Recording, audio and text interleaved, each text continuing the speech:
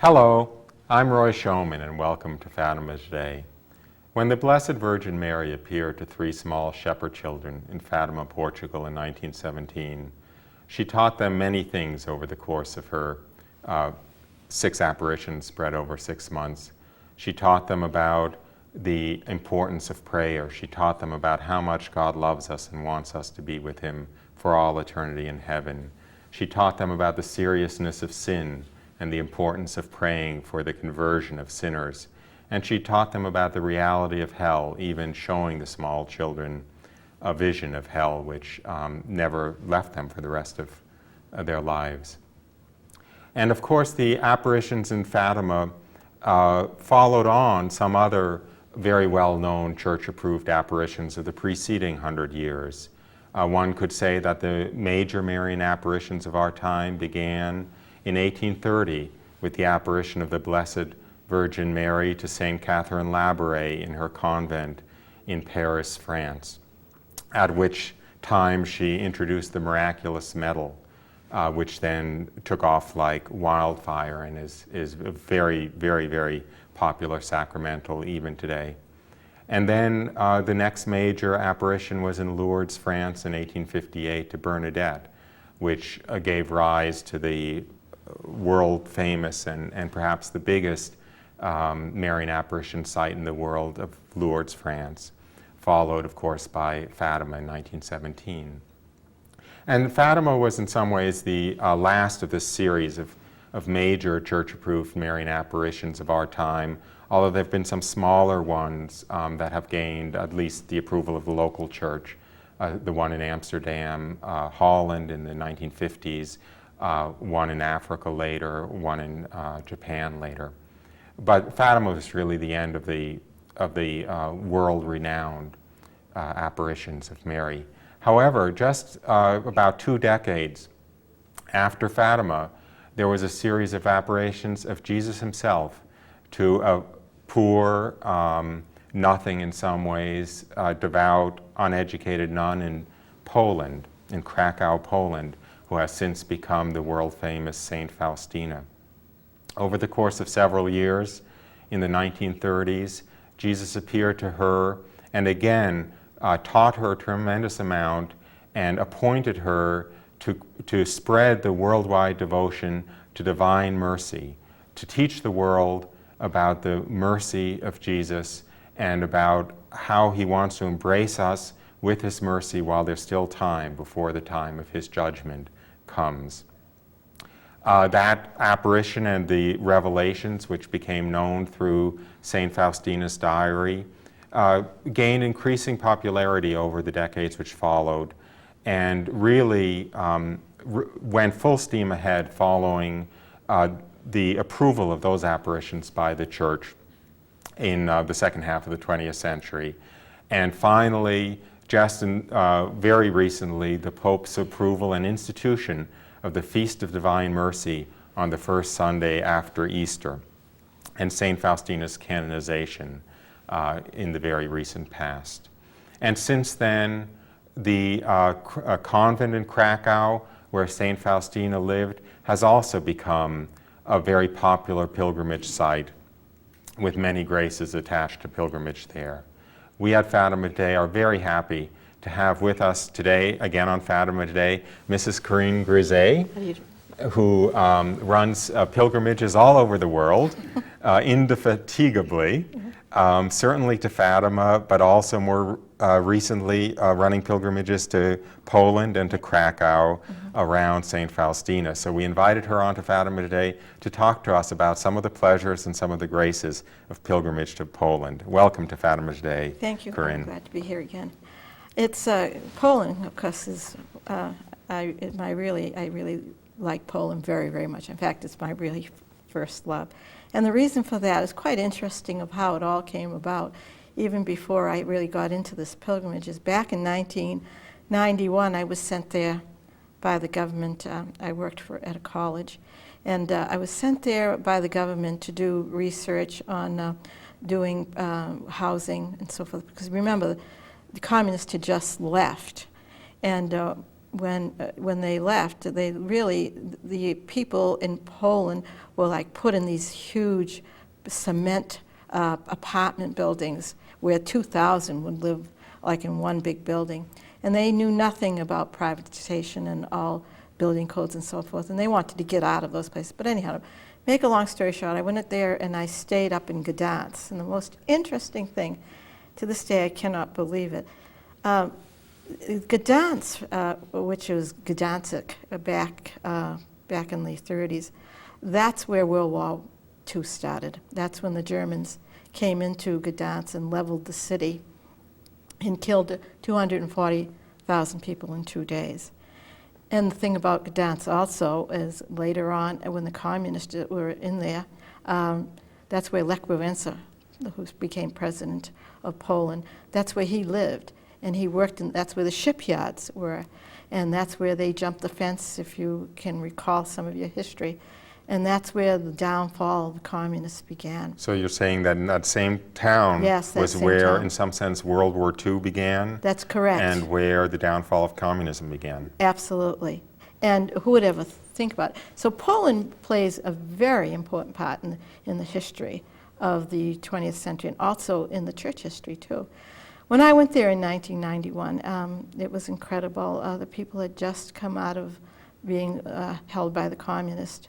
There were no stores. They were given, to buy food. They had to work, even buy food on the black market and so forth. And most of the stores had nothing in them. But anyhow, I remember just before going over to Poland, I was given a diary of Sister Faustina by a very dear friend of mine. And I read her diary. Of course, it's the type of diary where you pick and choose certain things. You don't read it from cover to cover, but anyhow. And I got very impressed with her life. So I told a number of people I was going to go to Poland, stay there. I actually stayed there a month, and they said, "Oh, you've got to go to Divine Mercy." And I said, "Where's that?" And she said, "In Krakow." So I said, "Okay." And it was surprising when I was there in 1991, very few people knew about Divine Mercy, even the Polish people. Oh, and going back, I have to forget to tell you that when the Germans came in and leveled the city of Gdansk, there was only one church standing, and that was the Church of the Blessed Mother. And that was extremely interesting because it was in the center of town. And after the World War II, all of Gdansk rebuilt the whole city, brick by brick, from photographs. And the thing about that church is you could have never rebuilt that church. It was Byzantine art. It was a beautiful church. But anyhow, going back to my story about Divine Mercy. So one Saturday, I said, I'm going to go by myself down to Krakow. Now, Gdansk is in the very northern part of Poland, on the Baltic Sea there. And Krakow is in the southern part of Poland. So I'd say a distance maybe about 500 miles. So Poland is not that big of a country.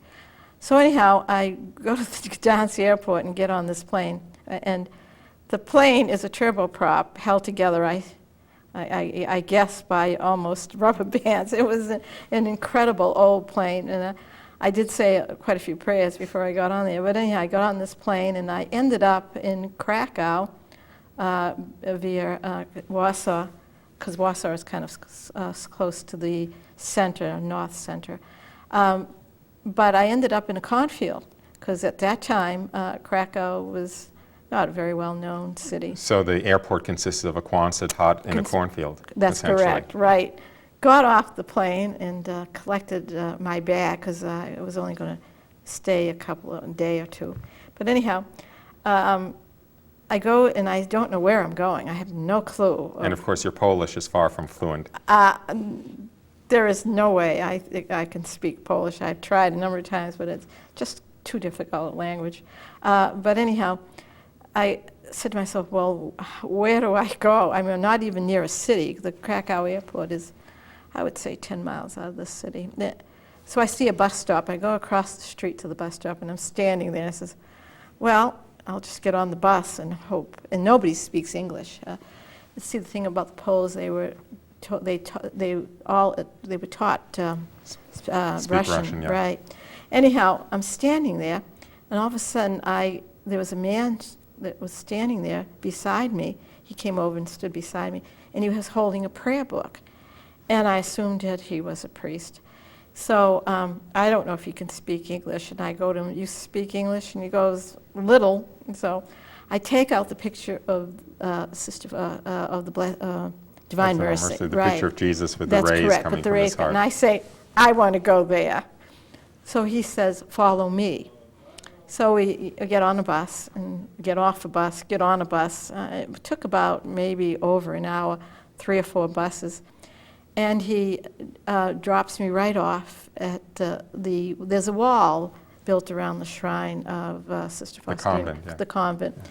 And opened the gate and went inside the gate.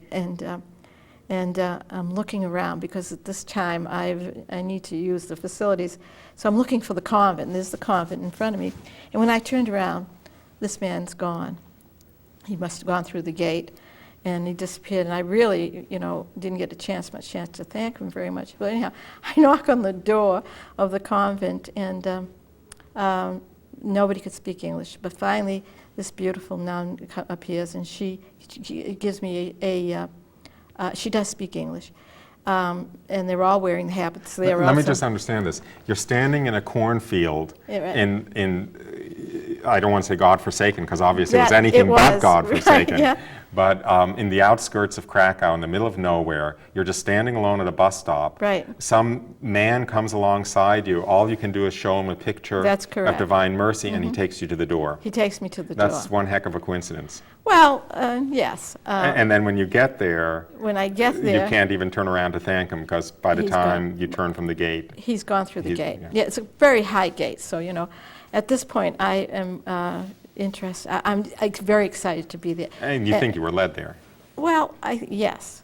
But anyhow, I mean, it was amazing how I got there, and it was also amazing that there I was in this courtyard where Sister Faustina was. And, I had read a lot about her life and was really taken up about it. But anyhow, to make a long story short, I get this beautiful nun to show me around, and she shows me, of course, I go into the church, and nobody's there as composed to when we went 2 years ago, and it was so crowded. But anyhow, her remains are in the church, in this little chapel. And also, I'm taken where she prayed in the garden. And at the convent there was a working farm. And at that time, they had wayward girls that some of them were unwed mothers. Let me just back up in Sure. case our viewers don't know. Saint Faustina was a member of an order called the Sisters of Our Lady of Mercy, Right. which was originally founded in France with the charism of saving the souls, essentially, of wayward girls, of girls who in those days had taken to the streets, often out of lack of any other way to survive. And so the order was founded to rehabilitate them, to bring about their conversion. Right. Now you talked about Fatima, and of course Fatima is predicting that the communists would be spread, and here I am in Poland, in Krakow, at the Shrine of Divine Mercy, and not too far down the road is the birthplace of Pope John Paul II. It's actually only about 25 miles down the road. So if you can see the whole thing coming together, and here's Poland. Poland is where World War II started, where Our Lady of Fatima said a Second World War would break out and it would be worse than the First World War. And then Russia would spread her errors, and it all Poland was right there, the start of the World War II, and then the communists came in, and the Polish had a saying, what the Germans started, the Russians finished. And it's very, very interesting on Poland, what happened during the communist years. You see, Poland, one of the things that the communists did not do, the communists did not take the land away from the Polish people. So they were able to cultivate the lands, but they took the food and fed Russia from there. But also, there was another thing, the Polish people went underground. You've heard of this, probably the Solidarity movement. They went underground and kept their faith. And they also kept their wits about them. And another thing about Poland, Poland had a lot of outside help. A lot of people from around the world helped the Polish people through the underground. And the most important thing was the Pope came from Poland. And when the Pope visited Poland, when he became Pope, the first thing that he did, and he went back to Poland, that was more or less their signal to start the revolution against the communists. So you're actually sort of painting this picture of Right. Poland being at the center of the coming together of the forces that sort of shaped the 20th century. That's correct. Being where World War II started, being the front lines of the communist assault, Right. being where communism fell, being where the current Holy Father came from. And if I may add two other ways, there is a very mysterious and compelling line in St. Faustina's diary where Jesus says to her, from Poland will come the spark which will prepare the world for my second coming. And of course also Poland was where all the Nazi death camps were. Right, in Auschwitz, which is not far from Krakow and from the Pope's birthplace. They're all like in a triangle there. So you really see it as the focal point of the forces that shaped the 20th century, and maybe even the focal point of the forces that are being organized to bring about the second coming. Yes, you see, the one thing about Poland, when I was there, there were many, many churches. It was a very Catholic country. And what I liked about it was you could go to a mass, especially like in Gdansk when I was there, even in Krakow. Yeah, I don't know if you remember, you could go to mass every half hour I was during the very morning. impressed. The mass Yes. schedule outside of a local, there were churches on almost every block, Yeah. and the mass schedule outside of just an ordinary small church had 6:30, Right. 7, 7:30, 7:30. right. This is for a weekday. 7:30 from 6:30 to about noon. And also in Krakow is the Wawel Castle where the Pope celebrated his first Mass. And outside of Krakow is where the Pope had his first parish. And of course, in Warsaw, you see, Sister Faustina entered the convent in Warsaw when she got that message. And they said, you know, go into the chapel, and if our Lord accepts you, we'll accept you. And when again, let's go back. When I was in Krakow at the Divine Mercy and had this wonderful experience, I actually spent a night very near there. I said to myself, I'm going to bring a group back here. And sure enough, I have brought in groups back to Poland. And what I do is I start in Warsaw, where Sister Faustina entered the convent. Okay, so let me just get this straight.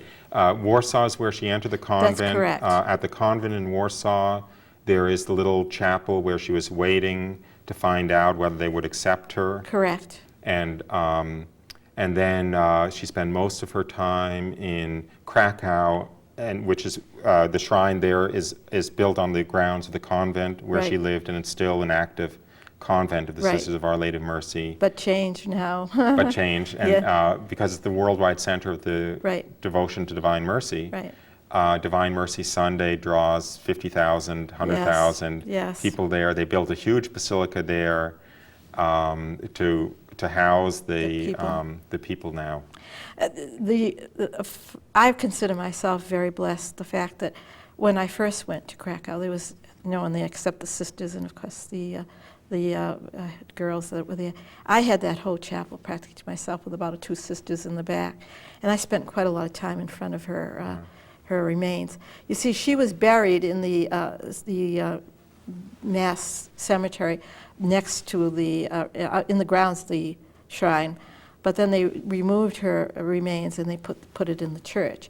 And I'm assuming when they build the basilica, they'll also put the remains there.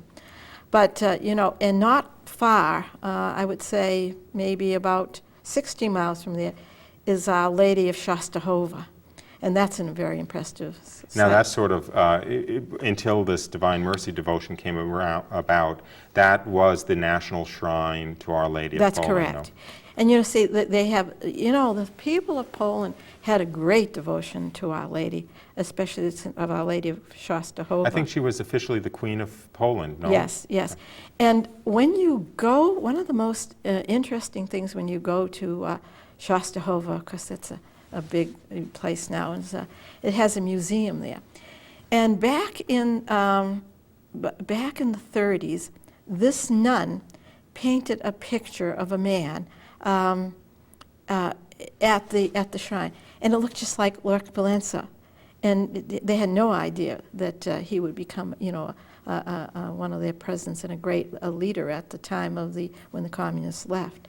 But all of Poland, you got Maximilian Kolbe, and you've got Sister Faustina, and of course Edith Stein was born in Poland. At that time, it was Germany. She came from there, and you've got the Auschwitz, which, by the way, if anyone ever goes to Auschwitz, you'll never be the same again. Auschwitz is a very impressive, moving, and incredible place.